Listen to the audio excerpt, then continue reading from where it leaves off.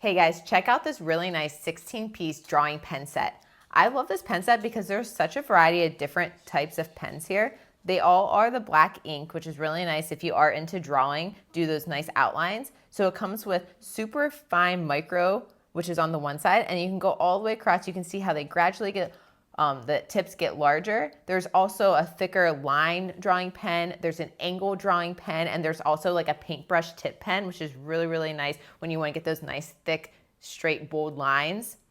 I love using these, whether it's drawing in my journal, if you're into journaling, working with my kids, or if you are a really good drawer and you want that different texture of pens to do shading, this is a really great set for you. I love the angle tip ones because those are really cool if you are into calligraphy. These pens are super pigmented, so when you are drawing, you don't have to worry about it fading in and out, and you're gonna get that nice, bold, straight line. So if you love drawing and you're looking for a really nice pen set, this one right here is a great option. Thanks for watching.